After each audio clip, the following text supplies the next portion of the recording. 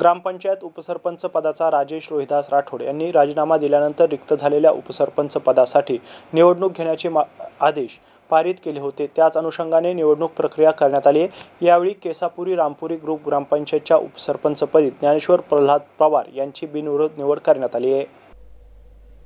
यावेळी अध्यासी अधिकारी म्हणून मंडळ अधिकारी गणेश सोनवणे हे होते, तर अध्यक्ष म्हणून सरपंच रुक्मण माधव पवार हे होते। उपसरपंच पदासाठी ज्ञानेश्वर पवार यांचे एकमेव अर्ज दाखल झाल्याने 2 वाजता सरपंच रुक्मण पवार यांच्या उपस्थितीत रामेश्वर पवार यांना उपसरपंच म्हणून अधिकारी गणेश सोनवणे यांनी जाहीर केले। निवडणूक प्रक्रिया पूर्ण करण्यासाठी ग्रामविकास पंचायत अधिकारी विलास कचकुरे, ग्राम महसूल अधिकारी प्रशांत वनकर, मिलिंद साठे यांनी मदत केली। यावेळी ग्रामपंचायत सदस्य रामनाथ गुंजाळ, गिरजाबाई जाधव, सोनाली दिगंबर धनवटे, लीलाबाई कडुबा पवार, संगीता साहेबराव मोरे, राजेश राठोड, शीलाबाई जाधव, रामकाबाई जाधव यांची उपस्थिती होती। त्यांचे या निवडीचे धोंडीराम निकम, भगवान राठोड, कैलास निकम, वाल्मिक सुराशे, ज्ञानेश्वर कळसकर, साहेबराव मोरे, कुंदन मोरे, काकासाहेब गुंजाळ, माधव पवार, भाऊलाल जाधव, गोविंद जाधव, चेतन जाधव, दिगंबर धनवटे, दिलीप राठोड, गणेश सुरासे, सुनील निकम,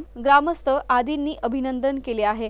2 वर्ष सदस्य असताना 2 ते 3 वर्ष तो पदामुळे जो प्रॉब्लेम येत होता, वारंवार ज्या पदामुळे अडचण येत होती की सरपंच पद हे आरक्षित असल्यामुळे, एसटी आरक्षित असल्यामुळे, उपसरपंच पद हा ओपन असल्यामुळे आता भविष्यात जे कामं करायचे सर्वात मोठा जो विषय पाणी टंचाई आणि जे आमचे नागरिक हे गावातील जे नागरिक हे केसापुरी ग्रुप ग्रामपंचायत अंतर्गत यांना रहिवासी असू, जन्म दाखला असू, जे काही प्रॉब्लेम आलेले आहे त्या प्रॉब्लेमचं निवारण करण्यासाठी मी हा पदावर बसून सर्व जनतेला, गोरगरीब जनतेला बाबासाहेबांच्या संविधानाच्या नुसार सारे जनतेला न्याय देणार आहे। मागेसाठी आता सीओ साहेबांना आम्ही प्रस्ताव पाठवलेला आहे आणि त्याची आता अंमलबजावणी होणार आहे। त्यासाठी प्रयत्न चालू आहे, ग्रामपंचायत स्तरावर प्रयत्न चालू आहे आणि ज्या लोकांना जागाच नाही आहे त्यासाठी जागा गायरान किंवा गावठाणांमध्ये जागा आरक्षित करून त्या घरकुलचा विषय आम्ही निकाली काढणार आहे। MCN news, Javed Shaikh, Daulatabad.